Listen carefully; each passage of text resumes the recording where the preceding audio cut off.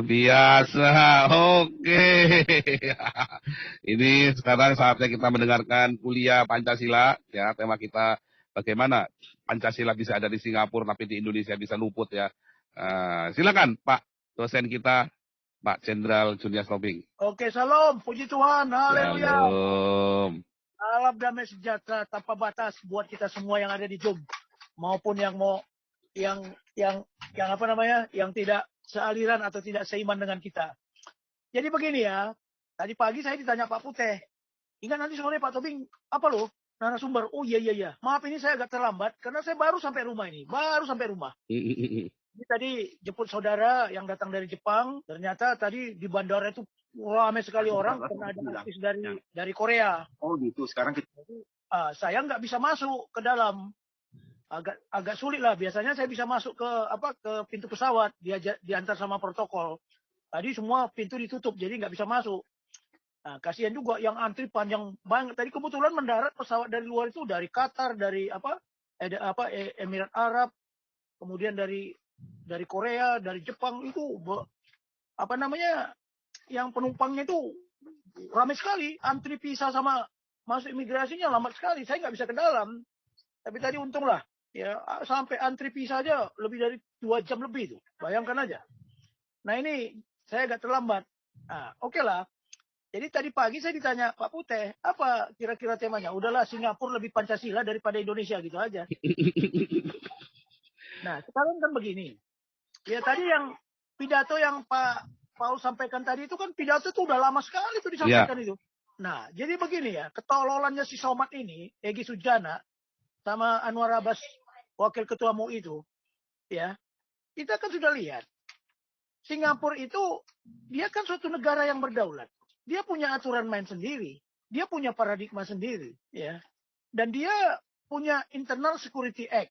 Dia punya badan yang mengatur masalah keamanan nasional. Ya. Dan mereka itu paling tertib loh. Paling tertib. Orang Indonesia, ya di Indonesia nggak mau antri kan. Buang sampah sembarangan. Begitu sampai di sana, terpaksa diantri karena paradigmanya memang demikian. Tidak boleh buang sampah sembarangan. Memang paradigmanya demikian. Tetapi Indonesia kan harus paham. Itu tadi kan dibilang Bijili itu kan dia bilang apa? Ya orang tidak paham dengan Singapura. Nah, dia di sana dibilang multi ras. Oh, multi. Di sana juga masih ada turunan Portugis kok. Ada kampung Portugis loh di sana. Ya, ada orang Melayu, ada China, ada India.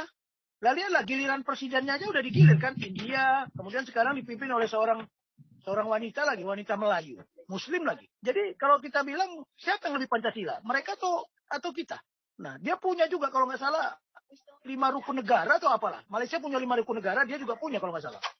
Tapi saya lupa dulu. Pernah saya ditayangkan itu ketika saya berkunjung ke Singapura, ada 5 itu aturan paradigmanya juga sama dengan kita Pancasila, cuman beda isinya. Nah, kita kan kemarin saya sudah sampaikan ya. Bahwa Singapura itu satu kota, satu negara yang namanya Singapura, ya kan? Pulaunya juga lebih kecil dari Bali loh. Bali lebih gede dari Singapura. Bagaimana kalau keamanan nggak bisa tidak didesain sedemikian rupa tata ruang keamanannya? Indonesia nggak punya tata ruang keamanan. Mereka punya yang tata ruang keamanan itu. Mereka atur keamanan itu, mulai keamanan negara, keamanan manusia, keamanan komunitas. Karena apa? Center of gravity-nya Singapura itu adalah jasa. Mereka hidup dari jasa. Hati-hati loh. Makanya kalau latihan-latihan multinasional ya, di mana saya kalau di Thailand jadi wakil komandan panglima, wakil panglima ya. Saya di Thailand itu wakil panglima loh, kalau lagi latihan. Kalau di Indonesia saya nggak boleh jadi panglima. Nah, waktu di Mongolia juga saya kepala staf. Itu selalu saya mengambil perwira Singapura itu adalah staf logistik. Oh jago dia kalau bicara logistik. Nah dia nggak mau tercemar. Ya harusnya si Somad ini nama ini memang berpengaruh nggak? Dulu kan apa sih arti sebuah nama? Namanya aja Somad. Kalau bahasa Inggrisnya apa? Apa? Gila kan? Gila. Itulah. Jadi memang dia orang gila kok. Saya waspada ini orang ya. Dikiranya kita nggak menyelidiki dia. Dari matanya itu aja ketahuan kok. Ini orang penjilat, pembual. Memang dia pintar bikin orang ketawa. Yang bodohnya ketawa-ketawa itu mau dipengaruhi sama dia, dimotivasi sama dia, diinspirasi sama dia. Sekarang contoh ya. Coba dia apa ngomong? Saya kan ngomong salib itu ada jinnya, ya. Saya ngomongkan di komunitas. Dia nggak tahu. Ini kalau dia memang betul-betul profesor, doktor, ya, peluru itu nggak tembus. Dinding yang kita, mungkin lah dinding rumahnya Pak Paul sekarang, ditembak sama peluru tembus nggak? Nggak tembus. Tapi dengan informasi dengan kemampuan elektronika ini, tembus nggak? Sampai ke kamar-kamar kita tembus kok. Dia omongin dia, oh saya kan ngomong di komunitas saya. Saya ngomong kan menjawab pertanyaan. Ini profesor goblok, dia nggak ngerti sekarang kemajuan teknologi. Zaman dulu aja dinding bisa mendengar kok. Jadi di mana ilmu dia? Saya nggak ngerti juga itu. Katanya profesor, dokter hau-hau lah kalau orang Medan bilang. Nah, seharusnya dia berterima kasih sama Singapura. Dia ditolak. Kenapa? Karena dia selama ini, ya coba lihat ya, kalau kita berpikir intelijen, saya selalu ngomong apa? What was? Apa yang sudah terjadi di masa lalu? What is going on? What next? Dan satu lagi, what if? Sekarang, seandainya si Somad masuk di Singapura, ya dia dibunuh sama orang yang tidak suka sama dia, apa yang akan terjadi buat Singapura? Apa yang terjadi buat Indonesia? Nah, kalau dia diusir, dicekal, tidak boleh masuk, keuntungan bagi Singapura juga banyak. Keuntungan bagi Indonesia juga banyak. Bayangkan ya, dia selama ini, coba lihat, banyak kayak dakwanya kayak yang di mana-mana. Dia selalu, kalau di dalam bahasa intelijen, itu ada 3. Pertama itu adversary. Yang kedua dia itu threat. Ya, yang ketiga musuh, enemy. Dia sekarang, Egy Sujana dan CS-nya itu selalu menciptakan apa? Tindakan-tindakan bermusuhan. Adversary. Dan dari situ menimbulkan ancaman. Bukankah dia bisa ditargetkan sebagai musuh? Oh bisa. Ingat, kalau ada, katakan saudara kita yang dari Hindu militan, ya, yang dia selalu dibilang kafir-kafir dan sebagainya. Oh, sampai dibilang, oh kita Indonesia ketuhanan yang Maha Esa itu cuma Allah. Oh, kalau Hindu Trimurti.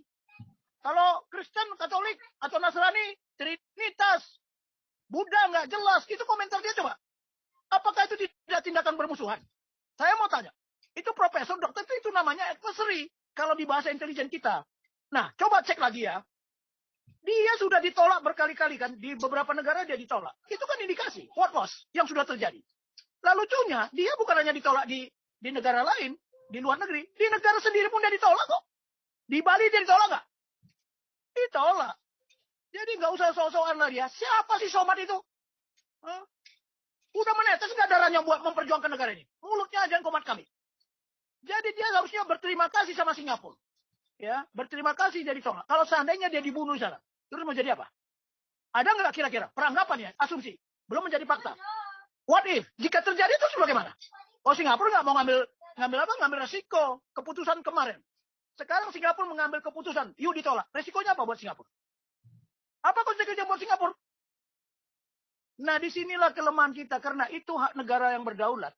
Mau dia tidak terima orang, persetan. Nah, seandainya si Somad ini merasa orang VIP, ya, dia merasa paling hebat, sudah terkenal di publik ini, yang dijunjung tinggi sama orang-orang tertentu itu, dia lapor dong sama kedutaan. Saya aja jenderal kalau mau berkunjung ke sana, bawa rombongan saya itu, ya, bawa para jenderal, karena dulu saya sekretaris ya, saya bawa para jenderal, panglima TNI apa segala macam ke sana dengan rombongan. Kita udah lapor dulu, udah beritahu, pakai pesawat apa, terbang jam berapa. Bahkan kedutaan itu menjamu kita lagi kalau makan malam khusus. Ya, kita menerima informasi seperti apa. Jadi ya sok-sokan, katanya berlibur, katanya negara kafir, haram katanya mengunjungi tempat-tempat kafir. Kok dia datang ke sana? Karena udah diwaspadai, karena ada tindakan-tindakan provokasi bermusuhan. Yang bisa menjadi apa? Ancaman. Ancaman itu bisa timbul setiap saat loh. Jangan kita bilang, oh ini ancaman, oh gara-gara Arab Spring. Itu hanya gara-gara satu orang kan, Arab Spring. Halo? Arab Spring itu gara-gara satu orang. Ya kalau nggak salah di Tunisia, dia bakar tubuhnya gara-gara ditekan-tekan pajak. Akhirnya dia bakar tubuhnya, geger. Berapa pemimpin negara di Arab sana bertumbangan satu persatu. Termasuk siapa? Hosni Mubarak. Bayangkan. Nah itu harusnya si Ustaz Somad berterima kasih. Dan ini jadi pelajaran. Bagi siapa? Bagi mereka-mereka itu. Ya, geng-gengnya itu. Kita ini mana? Coba Singapura itu ya, lebih Pancasila dia. Lebih dulu tadi lihat ya, pidatonya Lee Hsien Loong itu sudah berapa tahun yang lalu kalau nggak salah saya dengar ini. Artinya apa? Dia sudah memperingatkan kan? Seorang Perdana Menteri sudah memperingatkan. Ya, bukan hanya bukan hanya pendakwa pengkhotbah atau dari ulama-ulama dari Muslim saja tidak boleh berdakwah di sana. Yang dari agama lain juga kalau nggak boleh kok. Jadi memang dia itu coba-coba atau apa? Jangan bilang oh saya ini kan berliburan. Iya. Jangan-jangan juga kalau kita berpikirnya peranggapan saya, dia mungkin coba-coba kan gitu. Nah ini sekarang dibela-bela lah. Singapura nggak suka. Berarti Singapura membenci agama Islam. Oh dari mana? Lihat ya. Saya ke Singapura itu bukan baru satu kali. Mungkin ratusan kali saya ke sana. Setiap meeting saya lihat. Kadang-kadang hari-hari itu, loh ini hari Natal, ya, bulan-bulan Desember, semua kota Singapura itu dihiasi dengan pohon Natal. Ketika hari raya Idul Fitri, semua Singapura itu dihiasi dengan apa? Dengan ketupat-ketupat. Hari Deepavali, Hindu juga demikian. Aksesoris-aksesorisnya Hindu itu ditunjukkan di sana. Mana yang lebih Pancasila? Kalau di sini enggak. Ada Sinterklas haram. Semua haram-haram. Mulutnya si umat itu yang haram sebenarnya. Yang keluar dari mulutnya itu yang haram. Kan itu yang keluar dari mulutnya. Hati-hati loh. Ide itu keluar dari kata. Setelah ada ide di otaknya dikeluarkan melalui kata. Pernyataan-pernyataan. Tapi betapa bodohnya dia. Ya, betapa bodohnya dia. Emangnya dia nggak ngikuti intelijen. Halo, bukan intelijen Indonesia saja. Saya kira intelijen-intelijen asing juga mengikuti dia. Kalau tidak, ngapain ada kedutaan di Indonesia ini? Mengapa ada atan-atan itu? Coba, atasnya militer itu ada darat, laut, udara.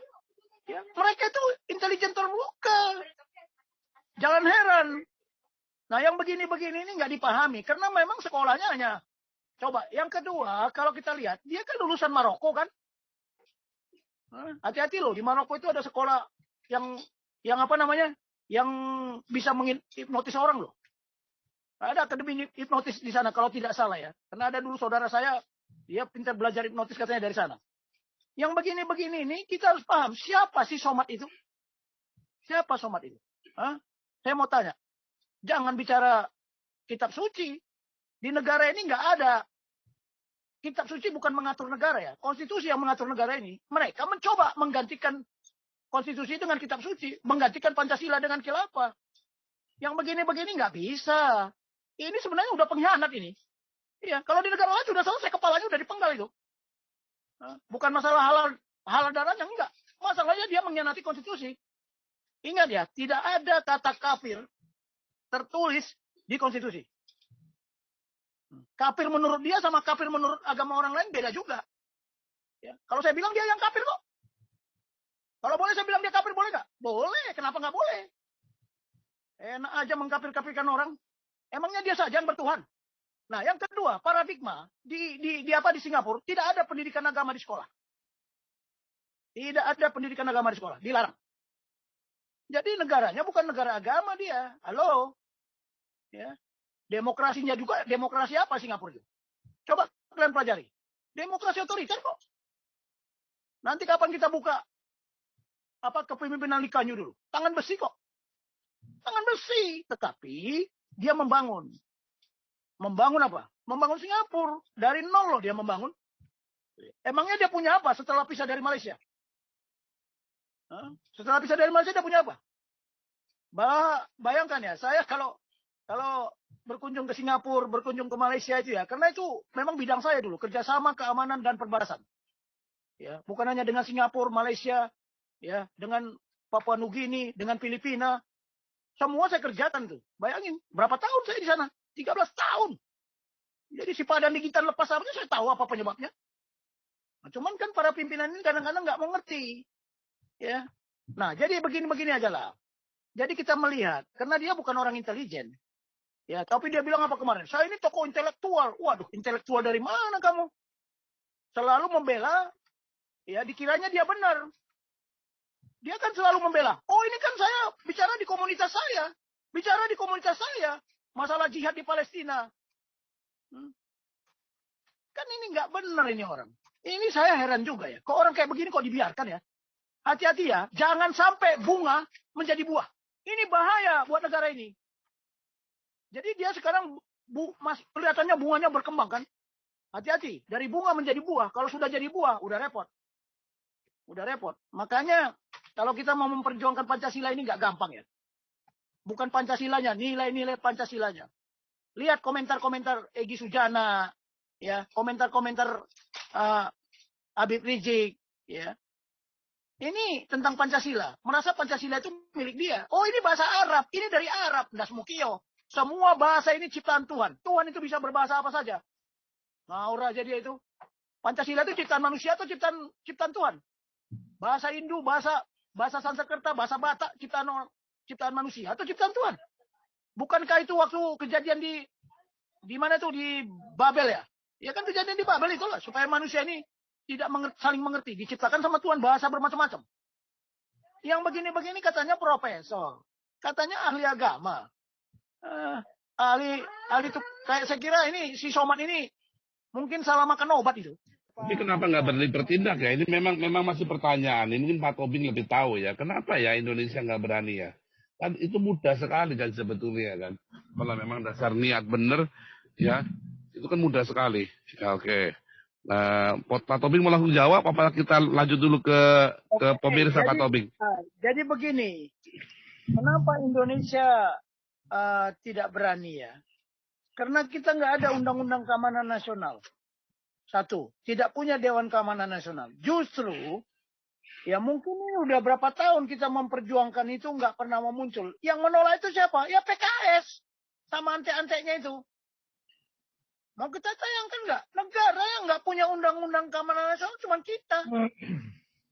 Nah, sehingga tidak ada tindakan keras. Karena kalau undang-undang keamanan itu dijalankan, ya seperti Singapura itu, sudah itu namanya Internal Security Act ya. Internal Security Act itu action. Act itu kan artinya action. Kita nggak punya. Jadi orang ragu-ragu mau bertindak. Takut salah. Nah, kita sudah dibelenggu sama undang-undang. Makanya dulu saya bilang, doktrin. Doktrin yang paling penting, undang-undang itu memperkuat. Tapi kita nggak berani. Kalau mereka sudah pikir, satu aja terjadi teroris di Singapura. Sudah jebol pertahanan itu. Sebenarnya kita sudah malu ya. Lihat, sudah berapa kali teroris tidak pernah bisa kita basmi di Indonesia. Coba aja di sana, indikasinya udah hebat. Justru Singapura itu menggunakan doktrin kita. Yang namanya sistem pertahanan rakyat semesta itu dia gunakan untuk menghadapi teroris. Indonesia mana? Justru RT RW-nya yang melindungi teroris. Bahkan apa? Kalau perlu kawin sama anaknya kan? Lihat. Nah, Nurdin Top kemarin apa segala macam. Ya orang-orangnya kan kawin sama apa? Dilindungi lagi. Karena apa? Karena kita itu takut. Ya takut. Takut mati. Tidak takut mati, takut kehilangan jabatan. Nah ini, yang begini-beginilah saya jujur aja, satu hal yang tidak ada, kita tidak ada undang-undang keamanan nasional. Ketika dulu kita bawa ya, konsep itu kita bawa, saya bawa ke Hawaii, dibicarakan di Amerika dengan 11 negara yang belum punya undang-undang keamanan nasional. Seperti apa? Nepal yang baru jadi republik itu dia. Ya Timor Leste. Ya, beberapa negara, ada 11 negara. Kita tayangkan kita punya, ketawa mereka. Sampai sekarang juga nggak ada itu undang-undang keamanan nasional. Tidak ada Dewan Keamanan Nasional. Dewan Keamanan Nasional itu membuat pertimbangan sebagai penasihat presiden untuk menyampaikan saran masukan dan tindakan. Ya, ini keamanan nasional ini bisa terganggu. Tahu nggak keamanan nasional? Yaitu melindungi segenap bangsa Indonesia. Coba kalau kita bayangkan ya. Kita bayangkan sekarang. Kalau seandainya kemarin Somad masuk ke Singapura. Dia lagi liburan. Terjadilah pembunuhan atau persekusi terhadap keluarganya. Kira-kira apa yang akan terjadi berikutnya? Kalau saya mengambil keputusan, lebih bagus kamu nggak usah masuk ke negara saya. Paling resiko saya disalahkan. Mau disalahkan, apa negara Indonesia bisa menyalahkan Singapura kalau dia menolak? Oh, sorry aja. Nggak demikian. Dan ingat ya, Singapura itu adalah bagian negara yang punya agreement. Namanya apa? Five Power Defense Agreement, FPDA. Di situ terlibat Australia, terlibat juga Malaysia. Ya, mereka tuh intelijennya saling tukar menukar. Yang namanya intelijen, informasi. Saya kalau mau mengambil keputusan, saya harus di tangan saya dulu informasi. Dan informasi yang ada di tangan saya ketika saya mengambil keputusan, pasti kalau bahasa militernya, bahasa intelijennya A1. A1 itu taunya apa? A itu dari sumber yang benar. Dan diyakinkan kebenarannya.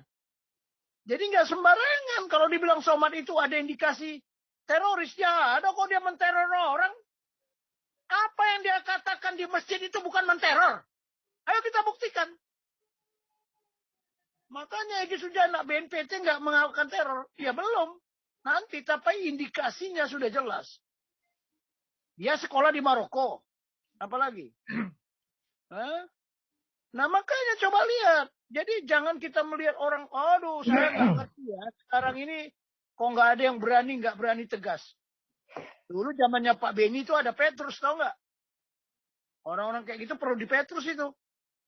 Ya dulu kan itu kan termasuk kriminal juga. Dia radikalis, ya radikalis religius, hati-hati loh. Double lagi, radikalis ideologis, khilafah.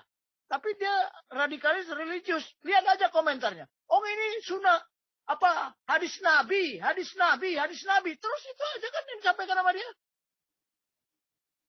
Lihat komentar dia. Oh saya kan bicara di komuniti saya. Kalau ada jemaat saya tanya, ya saya harus jawab. Betul. Tapi lupa dia, ini era peperangan informasi. Kalau orang intelijen berpikir terbalik dia, ini orang ngomong begini maksudnya apa? Maksudnya apa dia ngomong seperti ini? Bagi dia benar, bagi orang lain nggak benar. Nah inilah negara kita ini, konflik paradigma. Dari kemarin sudah saya katakan, sejak awal saya masuk di Zoom ini. Konflik paradigma, das-mudasku. Menurut mereka itu yang paling benar. Saya tadi ngomong sama supir saya. Waktu jalan pulang. Gimana menurut kau? Apakah saya tidak bertuhan? Kalau saya tidak bertuhan, kenapa saya ditolong Tuhan setiap saya dalam kesulitan? Kau sendiri kan melihat, iya Pak. Makanya jangan mengapir-ngapirkan orang. Emangnya saya nggak bertuhan? Emangnya dia saja yang punya Tuhan? Bullshit ini orang ini semua ini.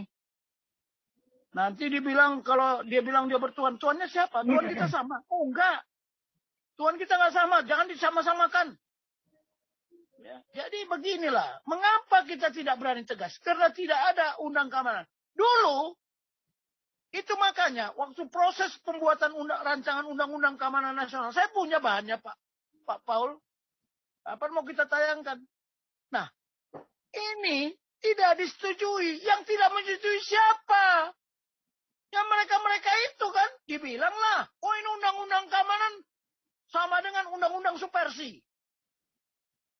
Dianggap undang-undang subversi. Wah, tentara ingin eksis lagi. Karena undang-undang keamanan ini yang buat tentara. Wah, kacau negara ini bikin ini. Nah, yang tidak mau siapa? Ah, ini yang perlu dicari biang keroknya. Ya, padahal, ya Lemhanas, ya waktu itu sudah berusaha membuat rancangan undang-undang keamanan nasional itu. Termasuk saya salah satu tim Pokja untuk menyusun itu. Tapi perbedaan pendapat susah menghadapi rakyat kita ini. Belum apa-apa udah demo. Akhirnya Kemenkumham nggak berani memutuskan itu. Ya, DPR juga nggak mau karena di DPR banyak juga yang menolak. Yang menolak itu bukan hanya Partai Nasional sendiri menolak. Ya. Jadi mau bagaimana? Ini yang mau saya tanyakan. Ini yang harus kita tanya ke rakyat Indonesia tanya. Kenapa nggak ada keamanan nasional? Siapa yang bertanggung jawab tentang keamanan nasional? Sementara tindakan mereka bebas sebebas-bebasnya. Ya, bebas berpendapat, tapi ada batasnya dong. Masa nggak ada batasnya? sampai ke hal-hal yang sensitif boleh dibicarakan, dibebas-bebaskan, ayat dengan ayat diadu-adu. Ya, dogma dengan dogma diadu-adu, kitab suci dengan kitab suci diadu-adu, konstitusi dengan kitab suci diadu-adu. Siapa mereka ini? Saya juga heran. Sekolahnya di mana ini orang-orang ini? Ini ya, kalau mau jujur, coba dites lah. Kirim ke bagian psikologi.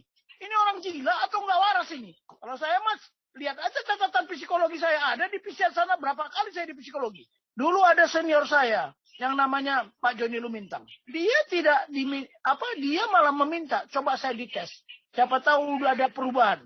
Masih waras nggak saya? Masih sesuai nggak dengan standar psikologi yang saya terima yang saya miliki dulu ketika saya masuk Taruna menjadi perwira. Nah makanya dia tidak, dia Jadi kalau kita lihat ya, mengapa kita tidak berani tegas?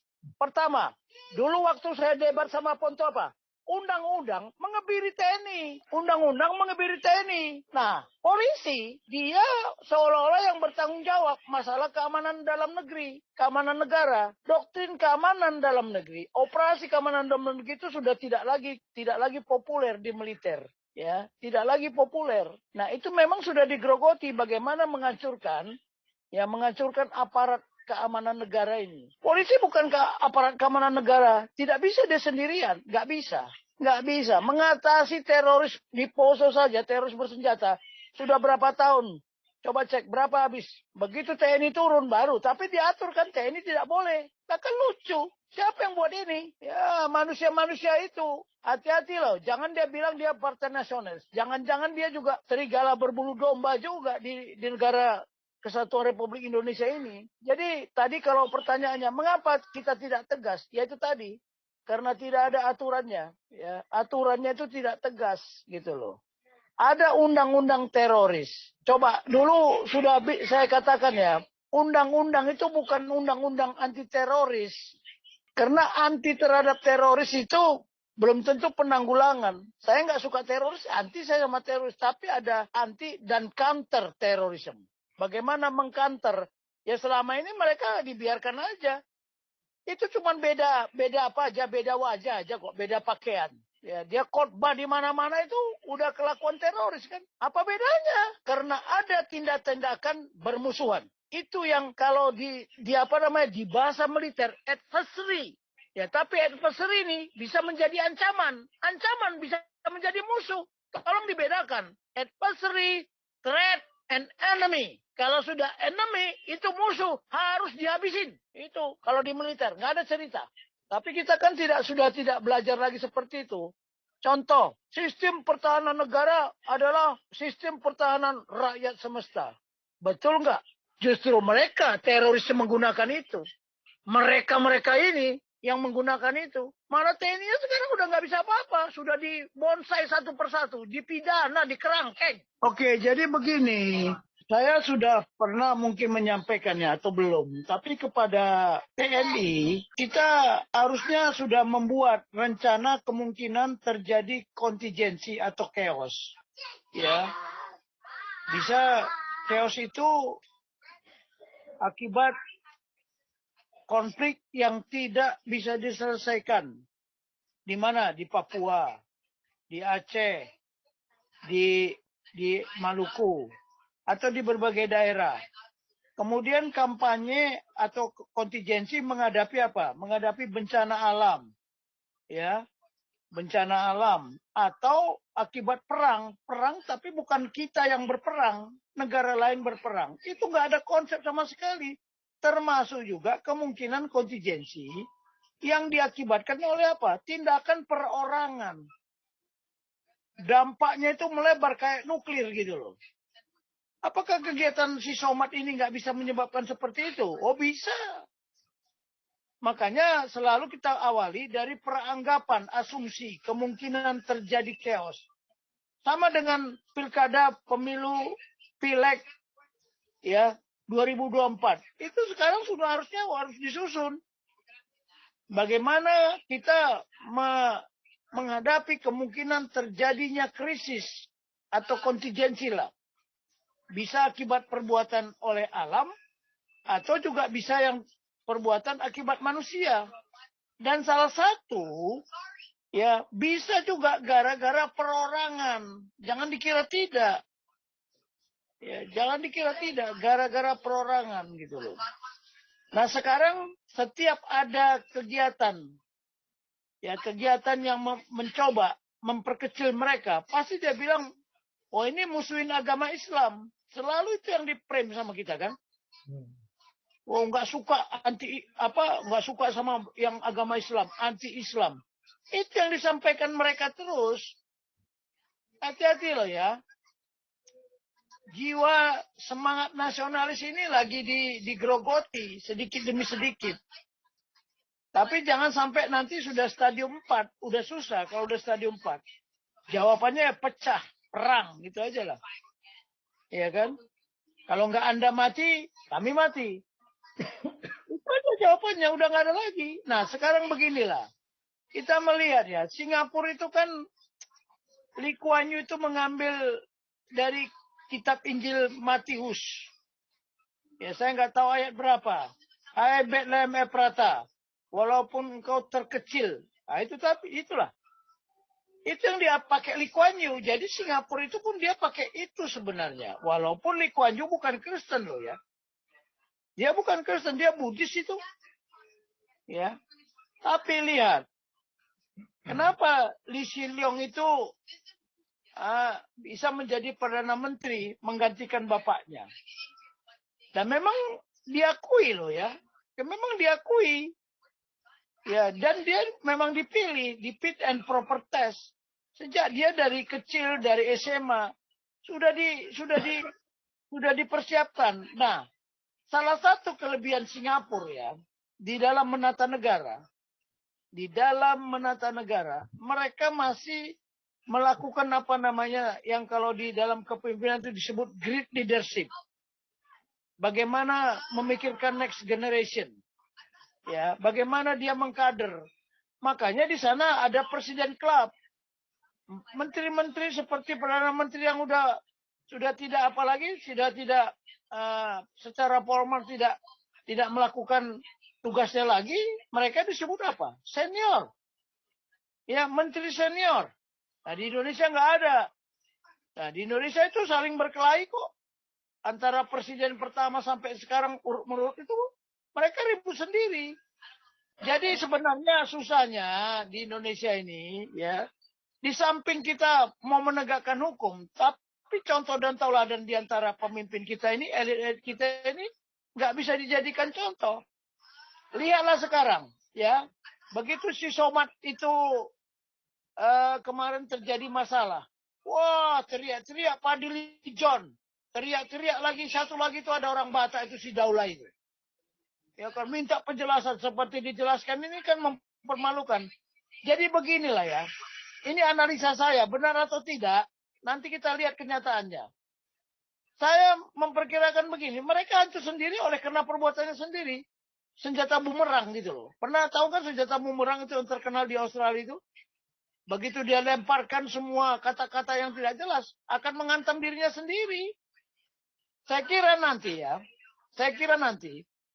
si Somad ini, mungkin ke beberapa negara juga dia datang berkunjung akan ditolak. Kecuali negara-negara yang sudah melekat dengan dia kan. Seperti Brunei umpamanya.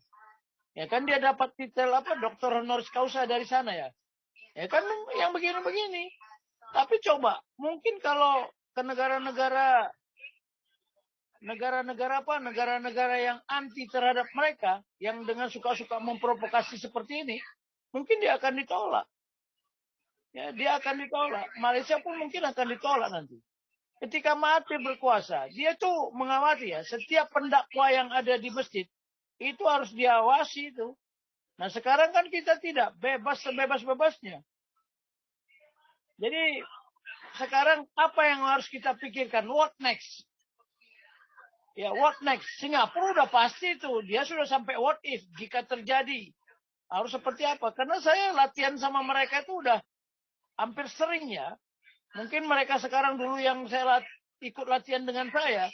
Mungkin sekarang sudah pada menduduki posisi-posisi elit di Singapura. Tapi ingatlah ya. Singapura itu memang dia untuk menjaga standarnya, dia harus ada benchmarking. Ya seperti yang disampaikan Ibu tadi kan, wah bagaimana kebersihan, bagaimana apa segala macam. Ya kan? Kenapa kalau di Singapura kita takut buang sampah? Sementara kalau kita hidup di Indonesia suka-suka kita. Saya pernah juga ke Nisulan. Nisulan itu apa? Zero pollution. Kita bawa oleh-oleh saja, cenderamata, itu yang dari kayu aja dicek. Kita bawa patung pamanya kan. Patung ke sana, itu dicek sama dia. Masuk karantina dulu. Karena mereka takut. Masalah keamanan itu prioritas. Makanya coba kalau ke New Zealand lah. Itu kan dia bilang, zero pollution. Bayangkan. Nah yang begini-begini kita nggak bisa. Karakter dan disiplin nasional ini belum terbentuk. Ya, belum terbentuk di anak bangsa ini. Karakternya suka berkelahi. Suka menjelekkan, ya, suka mencaci maki orang lain gitu loh. Yang paling parah lagi kalau sudah ayat-ayat orang lain dimaki-maki, ya kan? Tapi kalau mereka dimaki nggak terima. Inilah sekarang dihajar oleh negara lain, di mana dia tidak punya kedaulatan, barulah teriak-teriak. Hati-hati loh, itu waduh, itu Egy Sujana ngomongnya apa? Ini Singapura negara kecil aja bertikai. Oh, sekarang bukan masalah besar dan kecil. Tapi siapa yang cepat mengalahkan yang lambat, bukan yang besar mengalahkan yang kecil. Keliru juga otaknya, di mana dia sekolah itu. Israel itu kecil itu. Negara yang dihadapinya negara-negara besar, tapi dia cepat bertindak, responsif. Bukan kayak kita, spontanitas. Nah, inilah yang tidak jelas. Ya, yang perlu kita pikirkan, bagaimana sih supaya negara ini, ya negara kesatuan Republik ini tetap utuh dan tetap tegak. Tapi yang penting utuhnya jati diri bangsa yang Pancasila sini, ya sesuai dengan amanat itu loh, setia kepada amanat pembukaan Undang-Undang Dasar 45. Kembali lagi lah ke Undang-Undang Dasar 45, murnikan lagi, terutama pembukaannya, itu udah diracuni, membuat kita ini udah nggak jelas. Indonesia, negara kesatuan Republik Indonesia, kehidupan berbangsa dan bernegara di negara kesatuan Republik Indonesia ini sudah di persimpangan jalan. Nggak tahu arah kemana mau kita jalan. Mau ke utara kek, mau ke selatan kek, mau ke barat kek, mau ke timur. Tapi kan harus pakai apa? Ada kompasnya dong. Nggak bisa pakai jarum jam. Ada kompas sebagai acuan. Kalau ke utara. Utaranya yang mana? Nah itulah nanti akan kita bahas di dalam buku berikutnya ya. Buku kedua ini saya lagi nulis terusin, tapi belum selesai. Ya, tapi kita yakinlah, mungkin Hari Pahlawan nanti sudah bisa kita terbitkan. Itu aja komentar saya. Kalau ada yang mau ditanya silakan lah ya. Karena kita di amanat pembukaan itu melindungi segenap bangsa Indonesia dan melindungi seluruh tumpah darah, itu merupakan apa? Kepentingan keamanan nasional. Memajukan kesejahteraan umum, mencerdaskan kehidupan bangsa, itu merupakan apa? Kepentingan kesejahteraan nasional. Sementara yang kelima, ikut serta ya dalam ketertiban perdamaian dunia, berdasarkan perdamaian dunia dan keadilan sosial, ya itu adalah kepentingan hubungan internasional. Jadi salah satu contoh dengan ditolaknya si UAS masuk ke Singapura, itu sudah ada, itu kepentingan hubungan internasional. Di mana salahnya Singapura? Nggak ada salahnya dia. Shalom. Shalom. Shalom Papa. Shalom Pak Tobi. Shalom. Nah, kali ini saya mau bertanya kepada Pak Tobing, Pak. Oh, silakan. Oke, thank you, Pak. Kita sudah sering mendengar bahwa negeri ini adalah negeri yang mabok agama. Ya, Pak. Pertanyaan saya, sebetulnya apa tujuan dari tanda petik mabok agama ini, Pak? Dan akan mengarahnya itu kemana? Itu satu ya, Pak. Yang kedua, terkait dengan kasusnya UAS ini, Pak, ada statement mengatakan seperti ini, Pak. Singapura sedang mengajari Indonesia bagaimana perlakukan pendakwa agama yang provokatif merusak kebinekaan. Terima kasih Singapura. Menurut saya ini satu tamparan keras buat Indonesia. Nah, menurut Pak Tobing, kira-kira tindakan apa yang seharusnya diambil pemerintah dalam hal ini, Pak? Itu aja, makasih. Oke, langsung saya jawab. Jadi apa yang harus segera diambil pemerintah? Mungkin kalau pemerintahan yang sekarang sudah terlambat. Yang pertama dulu, Pak, mabok agama dulu, Pak. Oke, iya. Makanya mabok agama karena kita membiarkan agama ini ya menggunakan ayat-ayatnya untuk merubah konstitusi. Satu. Ada pembiaran gitu loh. Ya, pembiaran tapi tanpa disadari ya. Sebenarnya mabuk agama ini membuat pelanggaran HAM. Ya. Membuat pelanggaran HAM. Apakah hak asasi kita tidak dilanggar oleh Somad? Nah, ini terjadi pembiaran padahal ada aturan main. Membiarkan terjadi pelanggaran HAM sama saja melanggar. Persis. Siapa yang membiarkan itu? Ya pemerintah lah. Kenapa dibiarkannya mabuk agama? Kenapa dibiarkannya terjadi mabuk agama? Nah, sementara ya kalau kita mau jujur, ya agama itu kan ciptaan manusia. Yang bilang agama itu ciptaan Tuhan siapa? Ya mungkin ada sebagian agama yang mengatakan, oh agama itu adalah ciptaan Tuhan. Bullshit. Sejak kapan Tuhan menciptakan agama? Kalau menurut keyakinan yang kita anut, nggak ada Tuhan menciptakan agama. Enggak. Nggak ada. Tuhan menciptakan kerajaannya. Ya. Tuhan menciptakan alam semesta ini untuk memperluas kerajaannya, untuk mewujudkan kerajaan yang tidak kelihatan menjadi nyata, mengembangkan budaya kerajaan Tuhan. Tapi manusia mengembangkan agama. Yang salah siapa? Mana pakemnya? Nah, kalau mereka mabuk agama, bukan mabuk agamanya, mabuk kekuasaan sebenarnya, tapi menggunakan agama. Mereka itu mabuk kekuasaan. Ya, dia ketakutan. Ya, ketakutan kalau negara ini dipimpin oleh yang bukan mereka. Ya, yang tidak seiman sama mereka. Makanya, ini dari awal sudah, saya bilang apa? Sejak awal, inilah sampah residu paradigma sebelum Indonesia merdeka. Karena ideologi itu tidak pernah mati. Itu teorinya katanya. Bahkan bisa berkembang. Kadang-kadang dia cuma redup. Tiba-tiba muncul lagi. Ya keinginan apa? Menjadikan negara khilafah ini kan sudah sejak dulu. Ya, menggunakan apa? Ya itu tadi, Piagam Jakarta.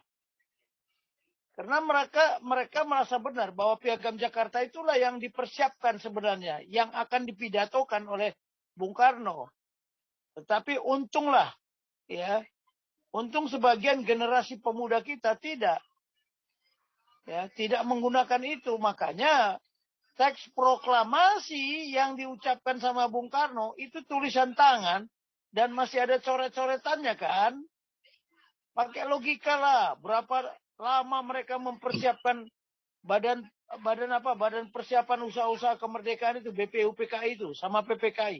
Berapa lama mereka mempersiapkan itu? Ya, teks proklamasi itu harusnya tadinya Piagam Jakarta, tapi dibatalkan.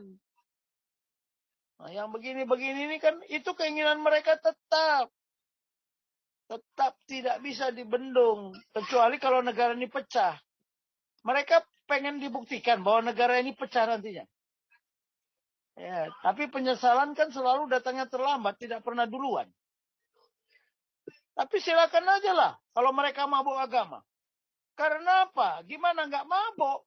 Orang dijejelin terus ke mulutnya. Seperti Ustaz Somad lah. Sekolahnya mulai dari SD lihat aja. Sampai dia dapat titel profesor itu di mana? Hanya di situ aja kan, di kerangkeng itu dia. Pernah dia belajar militer? Ya mungkin militernya jihad. Pernah dia belajar strategi? Dia nggak punya. Itulah makanya saya bilang, negara ini nggak punya strategi keamanan nasional. Ya oke, kapan kita mau bicarakan strategi keamanan nasional? Nanti kita bicarakan. Tidak punya. Satu-satunya negara di ASEAN ini yang nggak punya strategi keamanan nasional. Cari di Google, ada nggak? Kalau ada di Google Bu Linda, besok pagi Bu Linda bawa gergaji kepala saya. Saya berani ngomong karena saya ada fakta. Cari, ada nggak strategi keamanan nasional? Tapi jangan tanya Singapura. Mau saya buka, kita buka besok.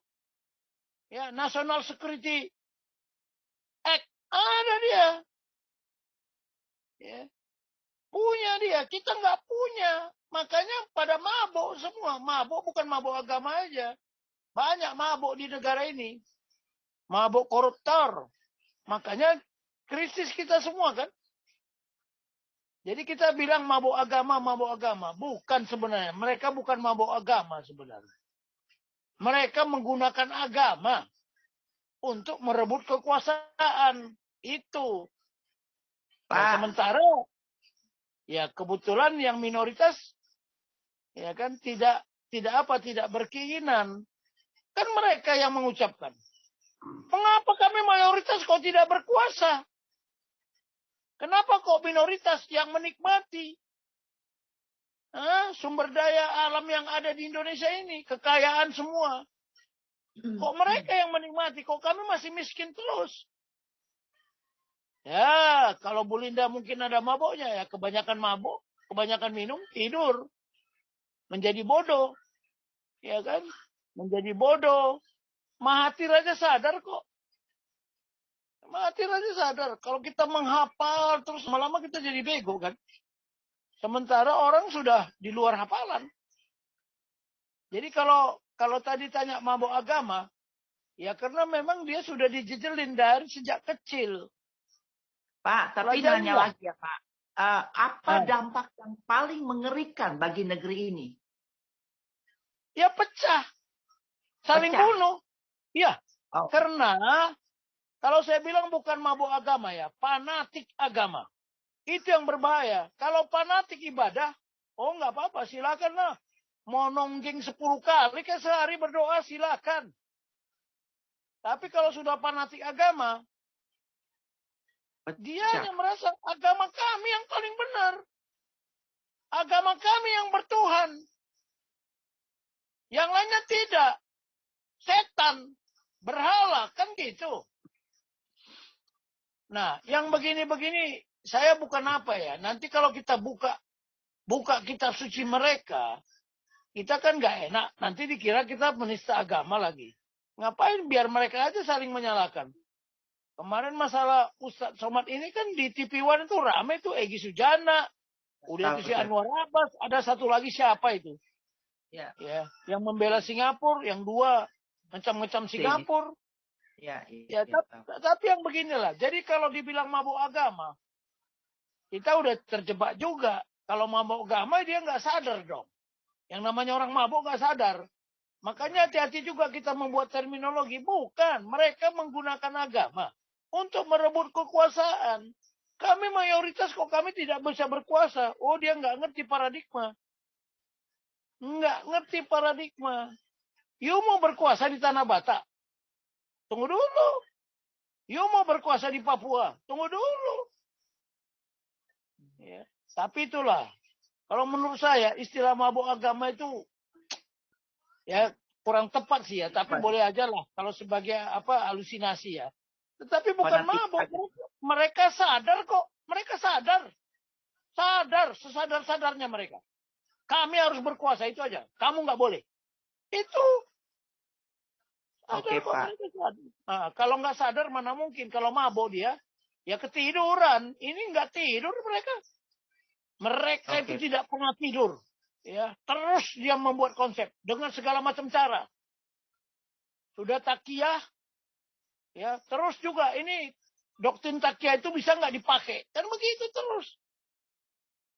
Nah, hati-hati kita. Jadi kita bilang dia mabuk agama. Oh, kalau mabuk agama kan berarti nggak sadarkan diri dong orang mabuk. Kecuali pendekar mabuk ya. Lain lagi kalau jurus mabuk, pendekar lain lagi tuh. Oke. Yang berikutnya itu tentang pemerintah pertanyaan saya yang kedua itu gimana Pak? Iya, tindakan pemerintah apa? Bagaimana dia mau bertindak? Dalam Sementara, hal ini, ya, ini kan how bisa to act. Ya, sekarang kan how to act. Tetapi kan sebelum how to act, ada how to think. How to think dia menggunakan apa? Satu, di negara ini nggak punya yang namanya doktrin keamanan nasional. Harusnya doktrin keamanan nasional itu ajaran. Bagaimana kita menyusun keamanan nasional. Loh, kasus si UAS ini sama dengan keamanan nasional tidak? Keamanan nasional ini. Ini masalah keamanan nasional. Masalah kesejahteraan nasional. Masalah kepentingan hubungan internasional. Jangan dikira tidak. Tetapi mana konsepnya? Halo? Coba sekarang ya, contoh. Satu orang aja orang Amerika di Papua meninggal. Itu pasti datang dari FBI. CIA. Ke Papua. Ngecek. Turun mereka. Karena di konstitusi udah jelas. Melindungi segenap bangsa Amerika. To protect. Australia juga sama. Lihat. Di konstitusinya mereka. Apa coba? Jadi tidak ada tindakan how to act. Ya. Tetapi sebelum how to act, how to think-nya mana? Kemudian how to think, dia dapat dari mana? Apa kompasnya? Apa kompasnya? Terus kalau saya ini how to think-nya, bagaimana how to act? Harus dilindungi dong. Supaya tentara itu bisa bertindak. Undang-undangnya mana? Mana undang-undang keamanan nasional? Nggak ada. Itu makanya kalau kita berpikir seperti negara-negara modern, negara-negara maju. Oh, tunggu dulu. Lihat Putin. Lihat Putin. Itu kan masalah keamanan nasional. Yang terjadi di Ukraina itu. Nggak peduli dia. Dan itu dimaklumi juga sama negara-negara NATO. Kalau dia jadi Rusia pun dia akan bertindak seperti itu kan. Hati-hati. Oke Pak, terima kasih Pak Tobi. Oke, jadi tidak punya strategi keamanan nasional sebagai cara untuk bertindak. Nggak punya. Oke, itu tadi contoh ya. Melindungi segenap bangsa Indonesia dari fanatik beragama. Ada nggak konsepnya mana? Melindungi segenap bangsa Indonesia menjadi korban akibat fanatik agama. Saya baru mau ngomong itu. Itu target. Caranya mana? How to act-nya mana? Kemudian sarana dan prasarana kekuatannya mana? Apa sarana kekuatan? TNI, polisi, institusi negara lainnya, institusi pemerintahan lainnya. Mana? Prasarananya mana coba? Apa prasarananya? Fasilitas yang harus dimiliki untuk mengatasi seperti ini. Mereka punya. Sementara kita tidak. Jadi how to think-nya dulu. Baru how to act. Itu melindungi segenap bangsa Indonesia.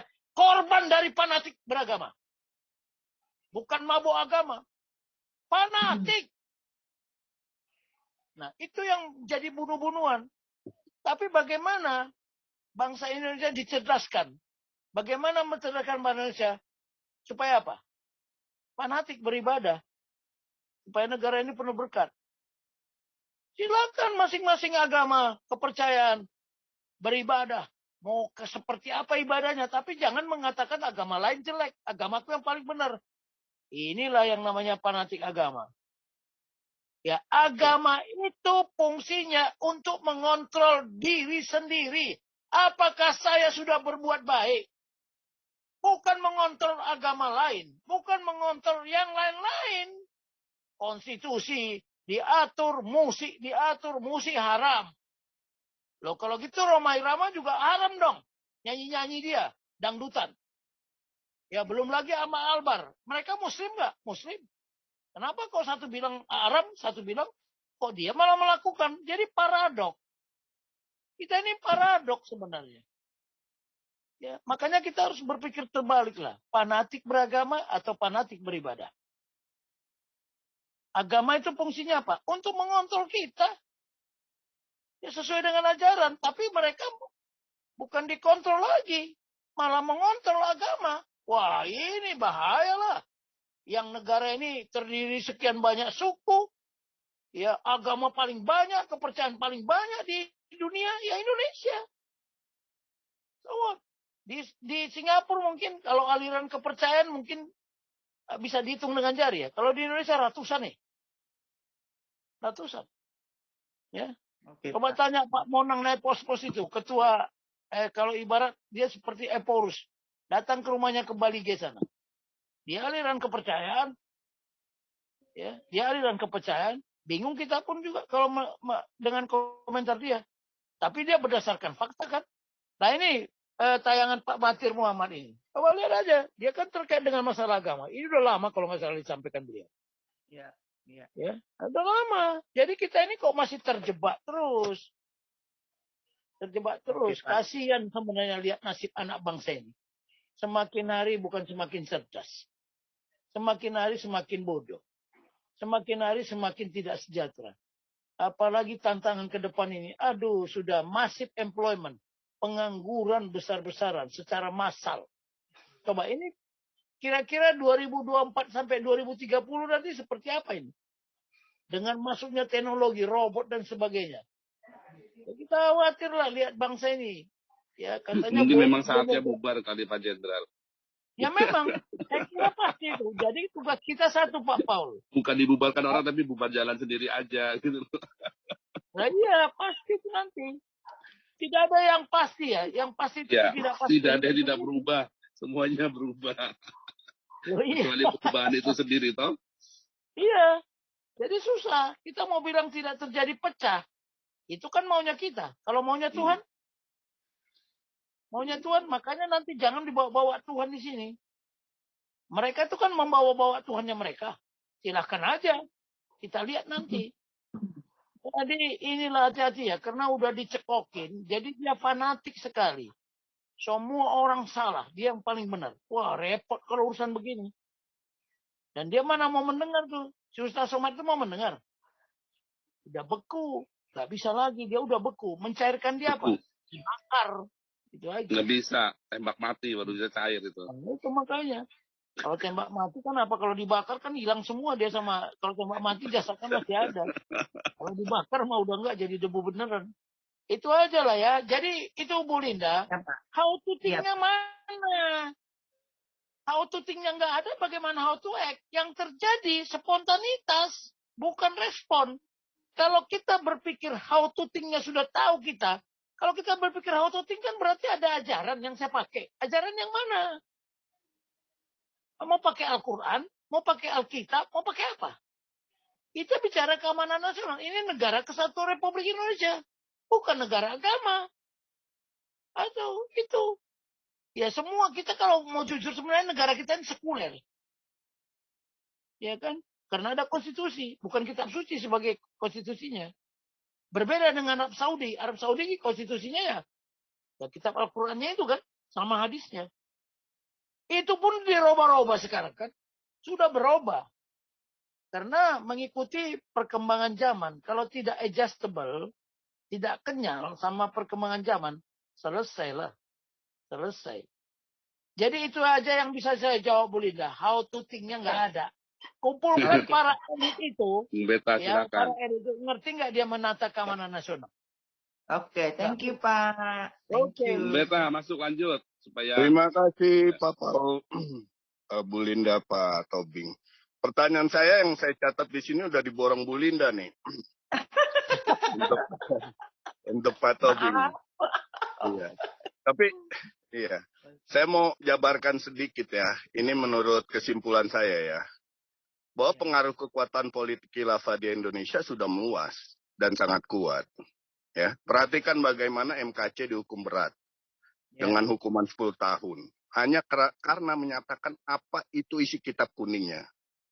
Ya, lihat bagaimana Yahya Waloni yang jelas-jelas menghina keyakinan umat Kristiani. Hanya dijatuhi hukuman 7 bulan dan dibebaskan setelah 5 bulan. Ya, sementara Somad masih bebas tanpa ada tindakan hukum apapun. Ya, di 2021 itu dia menyatakan disalib pada jin. Ya, kita semua dipertontonkan nih melalui perilaku penegakan hukum dalam kasus-kasus tersebut. Tidak bisa dipungkiri ya bahwa penegakan hukum Indonesia sudah sangat buruk. Ya, tidak ada keadilan. Namun dari sisi khilafah jelas itu keadilan buat mereka. Itu yang mereka inginkan. Ya. Nah, tadi kan how to act dimulai dari how to think. Ya. Saya melihat Jokowi pribadi dulu nih dan partai-partai nasionalis yang ada. Ya. Sadar nggak sih ini? Ya, jangan-jangan mereka semua berlagak tidak melihat. Ini kondisi nyata nih. Perilaku hukum Indonesia udah sangat buruk ini. Nyata. Bagaimana politisi-politisi DPR itu? Ya.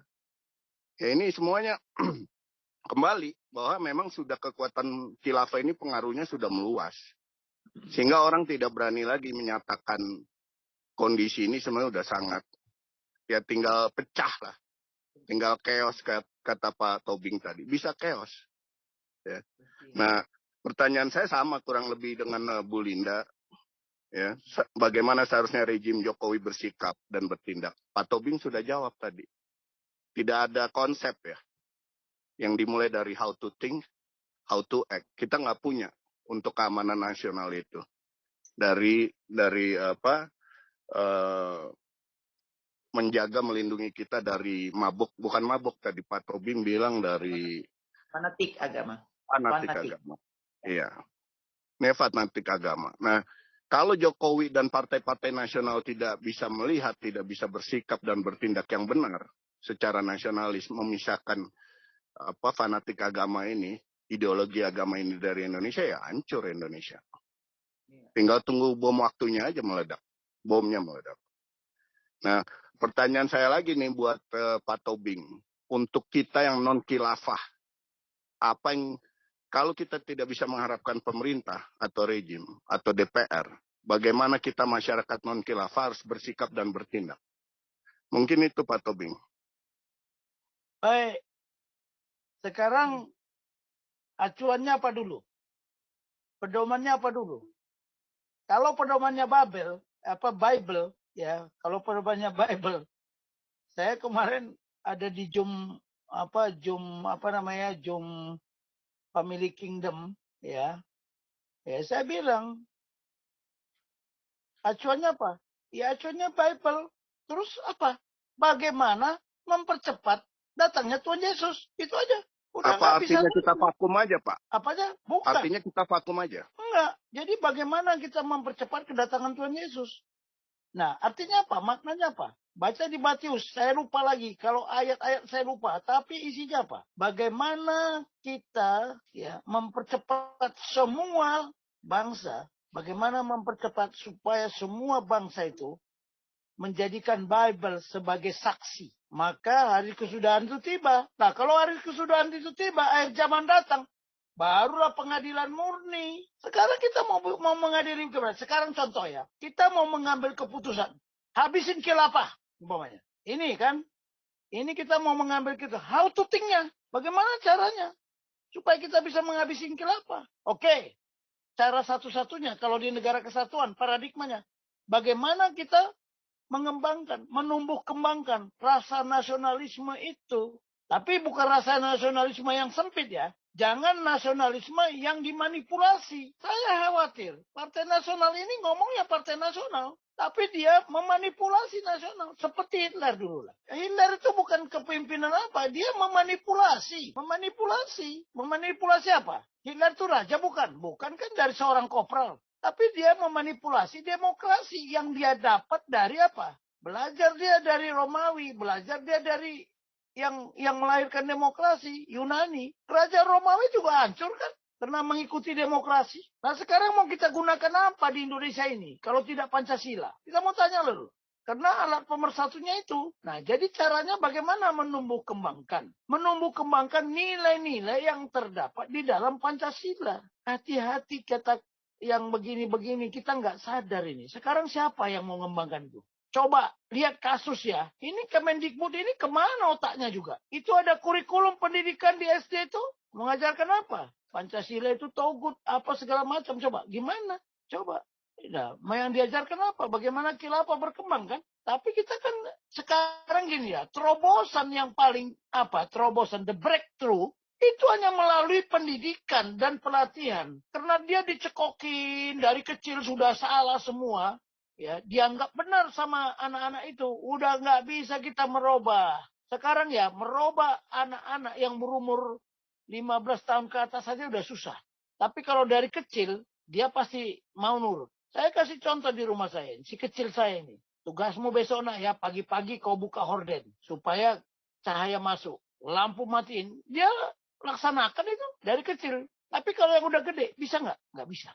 Itu psikologi pendidikan juga. Coba pelajari. Umur berapa anak-anak ini masih mau patuh? Nah, mereka dari kecil sudah didoktrin seperti itu. Bukan didoktrin ya, diindoktrinasi. Tolong bedakan doktrin sama indoktrinasi. Bedakan. Beda. Nah, yang begini-begini, how to think-nya aja kita nggak punya, bagaimana how to act? Kemudian setelah itu yang saya bilang, bahwa sekarang, bahwa kepemimpinan negarawan yang berkarakter nasional itu apa? Pancasila sebagai acuan dia. Kemudian setia kepada amanat, pembukaan Undang-Undang 45. Ini merupakan apa? Kebutuhan kritis. Karena kita menghadapi kebuntuan kritis yang kita hadapi sekarang ini kebuntuan. Kita mau buat apa aja serba salah. Nggak ada yang benar di mata mereka. Nah, pemerintah ini pun tidak berani bertindak. Kenapa? Karena pemerintah ini aja nggak firm, nggak solid. Karena dari kabinetnya kabinet pelangi kan. Lebih parah lagi kabinet pelangi. Itu yang bercokol di situ aja orang-orang nggak jelas semua. Ya kan? Terus mau bagaimana? How to think-nya. Sekarang bicara how to think. Gimana kita dapat? How to think itu kita peroleh melalui pendidikan. How to act kita dapat melalui pelatihan. Loh, sekarang gini aja. Ini tadi malam kalau nggak salah. Tadi malam atau kemarin malam kita bicara tentang CBRN itu. Sudah siap nggak kita? Mana ada anak-anak diajari bagaimana kalau terjadi perang nuklir. Pengetahuan aja nggak diajarin. Terus bagaimana pelatihannya juga enggak. Pendidikan dan pelatihan adalah dua bidang yang berbeda. Tapi saling terkait. Pendidikan transfer ilmu atau pengetahuan. Sementara pelatihan transfer skill, keahlian. Gimana coba? Menghadapi virus saja kemarin. Coba serangan virus. Mana pengetahuan yang kita dapatin? Virus itu apa? Kemudian bagaimana virus itu bisa terjadi? Siapa yang membuat virus? Mengapa virus itu diciptakan? Siapa yang menciptakan? Apa dampak dari virus ini? Nggak ada. Bagaimana virus ini bisa membunuh manusia? Tapi kan harus ada counter attack-nya. Apa pengetahuan kita tentang obat-obat untuk mengatasi virus? Kita hidup ini sekarang jadi apa? Gelombang eksperimen. Coba-coba. Ya kan saya jujur saya bilang. Saya nggak mau divaksin. Tapi saya mencari. Ini virus ini apa? Apa penyebabnya? Ya, kemudian apa yang bisa membunuh dia? Ya tanya aja Pak Putih lah, ya kan? Saya darah kental. Kemarin mereka juga yang udah divaksin tuh gimana disedot semua itu pakai lintah. Lintah, tapi bukan lintah darat, lintah yang dari air, beda lagi lintah, banyak macam. Nah, kita mencoba itu semua kok. Kita mencoba semua. Saya coba juga jalan-jalan ke mall, nggak pakai masker, nggak kena juga. Tapi saya nggak naik ya, artinya saya sombong nggak. Tetapi saya berusaha. Apa yang bisa saya usahakan bahwa imun saya itu lebih kuat daripada mereka kan begitu. Saya kena COVID, 3 hari saya isolasi 3 hari selesai. Anak-anak saya bukan 3 hari deh, anak-anak saya 3 hari. Saya 6 hari. Pak Putih yang udah divaksin 14 hari di kamar saya itu di atas. Ini mana yang benar? Nah sekarang itu tadi kan makanya saya bilang how to think-nya baru kita how to act. Lah kita how to act, kita ada butuh lagi yang namanya kebutuhan kritis apa lagi? Apa sarana kekuatan kita? Sementara sekarang ya mahasiswa saja 39%. Ini hasil survei ya. 39% sudah terpapar radikal. Terus bagaimana? Radikal itu benar. Ya, kita ready memperjuangkan. Tapi radikalisme ini ada radikalisme ideologi, radikalisme apa lagi? Radikalisme religius, radikalisme narkotis, radikalisme teroris, macam-macam radikal itu. Dia mungkin tidak, dia orang religius, tapi dia berpikirnya sudah teroris. Cara-cara teroris, ya itu tadi. Kita mau bilang apa? Nah, yang begini-gini ya, jadi how to think-nya itu loh. Sama dengan kepemimpinan negarawan ini. Bagaimana dia menata negara. Kemarin kan saya bilang, dia punya karakter, dia nggak punya kompetensi, nggak bisa menata negara ini. Ketika kita ingin melindungi segenap bangsa Indonesia dan melindungi seluruh tumpah darah Indonesia, dia harus bisa menata. Menata apa? Tata ruang keamanan, tata ruang pertahanan. Ketika Anda ingin memajukan kesejahteraan dan mencerdaskan kehidupan bangsa, kita harus ada bagaimana menata kesejahteraan, bagaimana menata kecerdasan. Contoh, apakah semua orang bisa? Nggak bisa kan?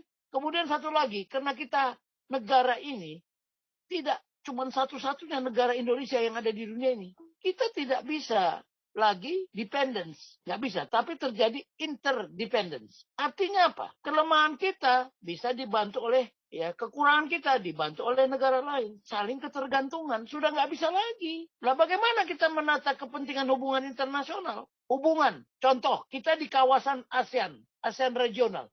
Bagaimana kita menata keamanan kita? Bagaimana kita menata pertahanan kita? Bagaimana kita menata kesejahteraan? Bagaimana menata kecerdasan? Kenapa orang Singapura lebih cerdas?